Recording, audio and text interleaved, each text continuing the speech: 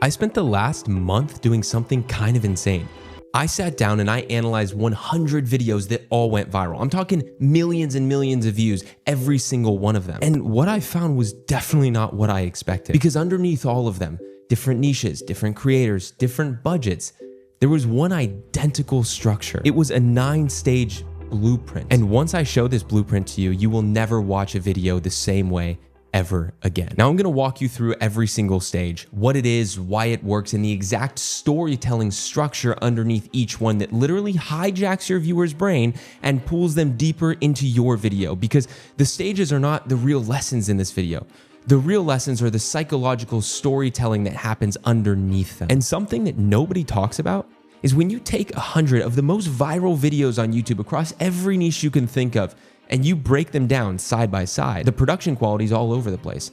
Some viral videos are shot on iPhones and others are shot on Red cinema cameras. Some have teams of 15 people and some are just one-man bands. Completely different worlds across the board, but the structure across all of them is almost identical. The stories turn at the same points. The stakes raise at the same points. The payoffs land at the same points, over and over and over across 100 different videos that have nothing in common. That's not a coincidence. That's a signal. That's structure. And once you see it, I'm sorry, but you will never be able to unsee it. Now, really fast, if you're somebody who actually wants to take YouTube seriously and grow on the platform, I put together for free a full YouTube bundle that you can have right now. It's in the first link in the description below. Inside of it is a custom GPT, a free course, my swipe files, and so much more. Now, the first time I tried to map out this pattern I saw amongst the top 100 videos, I assumed it had to be YouTubers just following the classic 3-act story structure, right? Setup, conflict, resolution. The thing that you learn in film school or really any screenwriting book. So what I decided to do is I took 10 of the top performing videos out of that 100 and I tried to fit them into 3 acts, that 3-act structure. And on paper, sort of, kind of it worked, but not really. You see, there was a massive problem that I ran into. That 3-act story structure is an outdated structure that was built for 90-minute movies, not for 9-minute YouTube videos. And when I forced YouTube videos into that mold, there was a gigantic saggy middle where almost half of the video had the pacing just die off and nothing was pulling you through. And that's when I realized it. That's when I realized I was looking at the wrong tool. You see, the 3-act story structure is a very macro, broad, vague structure. That structure is like a magnifying glass, but what YouTube needs a microscope. So here's what's really happening. And this is where most creators completely miss the point when it comes to storytelling to increase retention on YouTube. YouTube's algorithm does not reward information. It rewards emotional momentum. The platform is not measuring whether your viewer learned something. It's measuring whether your viewer kept feeling something. Curiosity, tension, surprise, satisfaction, the list goes on and on. The whole watch time metric is really just an emotional metric in disguise. And if you understand that, the whole game changes, because now you stop asking, what should I teach in this video? And you start asking, what should my viewer be feeling at every single moment of this video? And that shift right there is the entire difference between a channel that grows and a channel that dies. Now, the reason I'm telling you this is because I've watched dozens and dozens of creators with genuinely brilliant information stay stuck under 1,000 subscribers. Not because their content's bad, but because their structure is flat. They are reporting. They are not engineering feeling. So let's walk through what I actually found. The 9 stages, each one that's rooted in classic storytelling architecture, pieces that come from Dan Harmon's story circle, pieces from the 9-act paradigm story structure that screenwriters have used for decades, and each one hijacking a specific mechanism in your viewer's brain. Now, I'm somebody who learns through examples. So to make all of this stick in your brain, I'm going to use one film as a through line for every example for the 9 stages. I'm going to be using The Dark Knight because, well, 1, it's just an amazing film, and 2, because one of the world's best directors, Christopher Nolan, he structured that movie so cleanly that you can map out every single one of these 9 stages onto a specific scene and then translate it to YouTube. So the first storytelling hack that you can use in your videos to increase retention is what I call the anchor hook. In classic story terms, this is Act 1. It's where you establish the world. Think about The Dark Knight and how it opens. There was no long, drawn-out studio logo. There was no origin story recap. Christopher Nolan drops us straight into a bank heist in Gotham with masked men, a school bus crashing through a bank wall, a guy in clown makeup pulling a gun, all within the first couple minutes, even seconds of the movie. Instantly, you know exactly what kind of movie you are watching. Christopher Nolan paid off the trailer's promise inside of that very first opening scene. And this is what your first 5 seconds has to do on YouTube. You have to confirm the packaging promise. Whatever your thumbnail said, whatever your title said, the viewer needs to see and hear the payoff right away. No logo animation, no, hey guys, welcome back to the channel. That stuff's a luxury you earn after you have the attention, not before. And even then, just skip it. Now, the second one, or stage 2, is what I call the status quo. A wonderful storyteller and screenwriter named Dan Harmon, he has a storytelling structure called the Dan Harmon Story Circle. In stage 2, the part that we're in right now that I call the status quo, well, this is what Dan Harmon calls the comfort zone. This is where we're in the ordinary world, or the protagonist's or main character's everyday reality before anything changes. In The Dark Knight, this is the section where we see that, well, Gotham is actually starting to work for the first time in any Batman movie ever. Batman is actually winning. All of the gangs and mobs are on their back foot. We have a new character, Harvey Dent, who's the new White Knight, cleaning up the courts without having to wear a costume. We even see that Bruce Wayne himself is thinking about hanging up his cape, retiring as Batman. Christopher Nolan is showing you a Gotham that's finally functional. Order is being restored. The world feels stable for the first time in Batman history. Well, with YouTube, your job here is to do the same thing. You establish the baseline. You tell the viewer what they already think they know about the topic. You name the conventional wisdom. You meet them where they are, because the next stage is where you break it all. Now, this sounds really basic and simple, but it's doing something psychologically critical. You are creating shared ground, a common starting point, so that when you disrupt it, the disruption actually lands with impact. And that disruption is the third storytelling hack, or stage 3. It's what I like to call the inciting disruption. This is where something bad or mysterious happens. In the world-renowned 9-act paradigm story structure, this is Act 2. It's the moment that something breaks the ordinary world that we just learned about. It's the part of story where, when everything's going well, it's then that the Joker walks in. He interrupts a mob meeting with a pencil trick, if you will, and in one scene, the entire stable infrastructure of Gotham that you just spent 15 minutes settling into, it has officially shattered. This is not a criminal that you arrest. This is something that Gotham has never seen before. And the rules, well, the rules don't apply anymore. And on YouTube, that's your job in this stage. It's where you introduce a paradox, a hidden problem, a data point that shatters the status quo that you just established. Because it's where the viewer will suddenly realize that what they thought they knew is wrong, or at least incomplete. This is where a psychological principle called the Zeigarnik effect kicks in. The Zeigarnik effect is a principle in cognitive psychology that basically says that the human brain cannot tolerate or put up with an unresolved question. It's the same reason why, if you've had your heart broken and there was not closure, that breakup haunted you for way longer than a breakup that had closure. That's the Zeigarnik effect. And once you plant an unresolved question in the brain, well, the brain literally cannot let it go until it's answered. So your viewer is now neurologically locked in. They're not watching anymore, they're hunting for that payoff. And that brings us to the fourth storytelling hack, or stage 4, which is the false path. In the previously mentioned 9-act paradigm story structure, this is what's referred to as going for the wrong goal. It's where the protagonist, or main character, tries the obvious solution and it fails. In The Dark Knight, watch what Batman, Gordon, and Harvey Dent all do in the middle of that film. They try to do what you would expect. They try to catch the Joker the same way that they would catch any other criminal. They use the mob's money trail. They use police pressure. They use surveillance. They negotiate. Every conventional tool of law enforcement gets thrown at that problem, and every one of them fails because the Joker is not playing the game that they think he's playing. In your YouTube video, that is your job in this stage. You walk the viewer through the most intuitive answer, the thing that most people would assume is the fix, the common misconception, and then you show them why it doesn't work. This is critical, and most creators skip it because if you just give the right answer immediately, the brain doesn't value it. Why are they going to keep watching? They got what they came for. But if you show the wrong path first, the right path, it feels earned. You've created what's called in the world of psychology cognitive dissonance. It's the gap between what your viewer expected and what is actually true. And then you've given them the resolution. And that resolution feels like a small dopamine hit. And that hit, that's what keeps them watching. And it's hopefully what's keeping you watching to the next stage, stage 5, which is what I call the midpoint pivot. This is what Dan Harmon and his story circle calls the reversal. It's like the midpoint re-anchoring or like re-hooking midway through. And in every great story, the protagonist or main character, they always hit a moment where the stakes change completely, where what they thought they were fighting for turns out to be something much bigger. And in The Dark Knight, this is the interrogation scene, which, my gosh, is such a good scene. Batman has the Joker in the interrogation room, and he thinks that he's won. And the Joker just laughs and says that he doesn't want money. What he wants is to watch the world burn. And in one line, the entire film completely changes shape, because this is not a movie about catching a criminal anymore.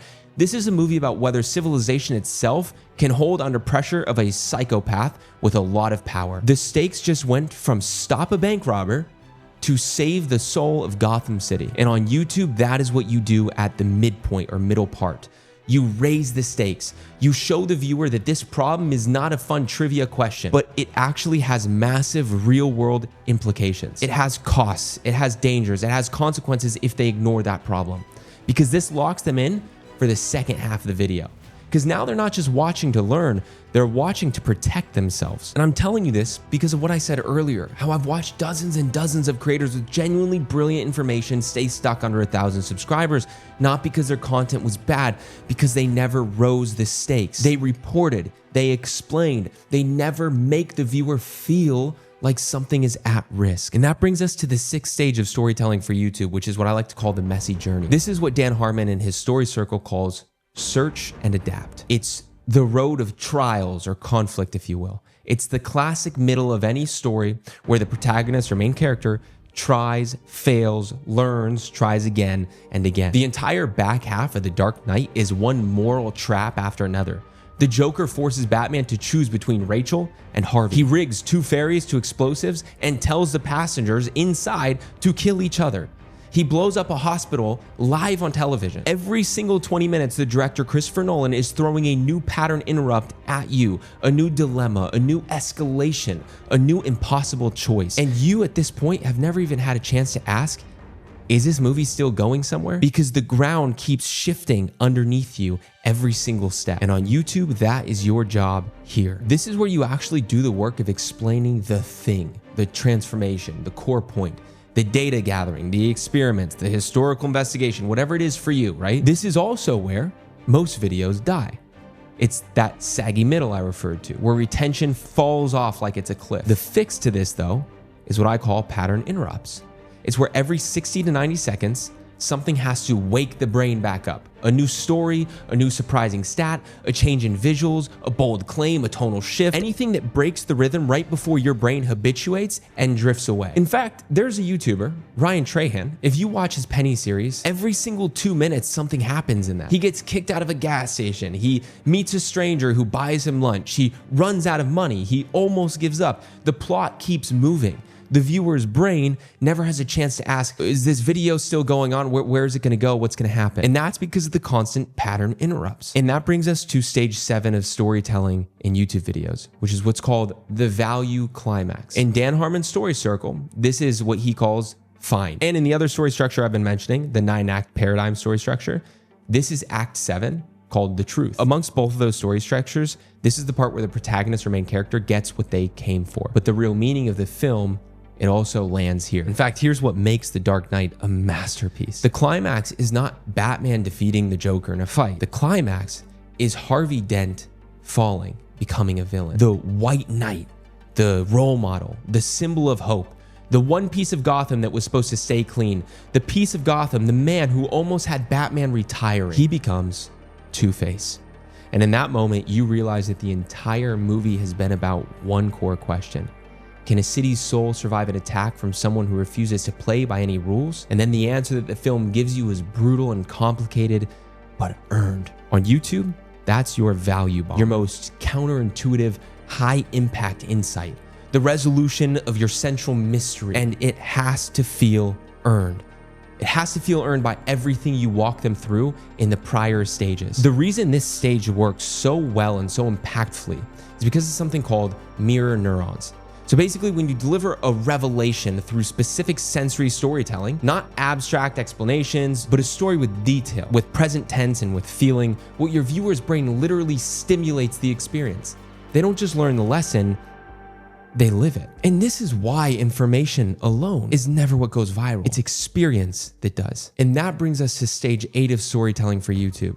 It's called the transformation. In Dan Harmon's story circle, this is what he calls having returned but changed. It's where the main character comes back to the ordinary world that we began in, but they're different. It's where the world looks different because they as humans are different. In The Dark Knight, this is where Batman takes the blame for Harvey Dent's murders. He chooses to be hated so that the city can keep its role model, its symbol, Harvey Dent. In the final shot is Batman running into the night, being hunted by police that he was working with a few minutes earlier in the film. Gotham's technically saved, but the cost is permanent. Bruce Wayne is no longer the same man who walked into that opening scene in the beginning.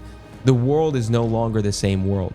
The transformation is real, earned, and impactful. And on YouTube, that is what you do here. You want to zoom out, see the macro, the bird's eye point of view, and you want to show the viewer how their lens has changed now. Not what they learned, but how they now see the world because of it. They should feel like a different person than they were 10 minutes ago. They should feel smarter, more aware, with a new framework that they cannot turn off in their brains. And once they get to this point, that's when they enter into stage 9, which is the final stage of implementing storytelling within YouTube videos. It's stage 9, called the next horizon. It's the new equilibrium, if you will. It's where the story has ended, but the world keeps moving. For example, the final beat of Dark Knight is Gordon's voiceover. He's the hero that Gotham deserves, but not the one it needs right now. And then the score or the music swells up as Batman runs away, and you immediately want to know what happens next. That's not an accident. Christopher Nolan, the director, planted a curiosity gap right at the end credit roll. And on YouTube, that is what you want to do. It's your handoff. It's also where most creators kill themselves on YouTube. They wrap up, they say goodbye, or they recap what they just said, or the worst thing is they beg for likes and subscribes. Do not do any of that garbage. Instead, one of the many things you could do is use an end screen handoff. It's where you take the curiosity you had just built and you point it straight into another one of your videos that exists on your channel. Because the algorithm doesn't care that they watched one of your videos, it cares that they watched 3, 4, or 5. All right, it's all cool, but this is the point I really want you to take away. Because if you only walk away with the 9 stages, you've got the skeleton, but you don't have the muscle. Every single one of these 9 stages that we just talked about, it's a borrowed piece of classical story architecture, and we've just weaponized it for YouTube. A platform that Dan Harmon never thought his story structure would live on, and a platform that Aristotle's storytelling frameworks never could have imagined. All of these story structure stages that I just walked you through, 1 through 9, these are not invented. They're remixed. And the reason these structures have worked for 3,000 years of human storytelling, from Greek theater to Shakespeare to Pixar, now to YouTube, is not because they're clever. It's because they map directly onto how the human brain processes information, builds curiosity, attaches it to emotion, and stores memory. The Zeigarnik effect, cognitive dissonance, mirror neurons, pattern interrupts, open loops. These are not modern marketing tricks. These are actual reasons that every great story that you have ever loved has hooked you and made you feel something. So when you sit down to write your next YouTube video, stop asking, what should I teach? And start asking, what story architecture am I borrowing? And what psychological mechanism is each beat hijacking? Because that is the real blueprint. The fact that the 9 stages are a delivery system for ancient storytelling principles that hijack modern brains. Now, with that being said, this next part might sound a little meta, maybe a little wild, but I'm gonna say it anyways. If you watch this video back from the very beginning, when you're done here, you'll see that I structured this entire video using this exact 9 stages that I just walked you through. And if you're watching this and hearing these words, it hijacked your brain and it worked. All right, now real talk for a second. You're gonna forget 90% of what I just told you within 48 hours. That's just how the human brain works, unless you have somewhere to put it, somewhere to actually practice it. So I built you a free YouTube bundle. It's everything that I would hand a creator who wanted to get good at this fast. And guess what, guys? It doesn't cost a thing. For you, it's my gift to you, completely for free. The choice to make it free was an uncomfortable one, because inside you get a custom GPT I train on everything I know. You tell it what your video is about and it helps you build it using these exact stages.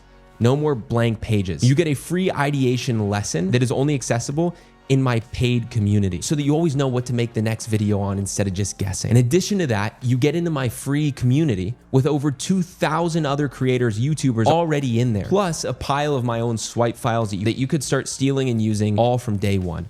All of it for free. The link's in the description, so go grab it before you forget. And once you've grabbed that, I really suggest watching this video next, where I break down exactly how Ryan Trahan engineers his hooks, his storytelling. Every single one of his videos starts the same way, and once you see it, you will never go about creating a video the same way again.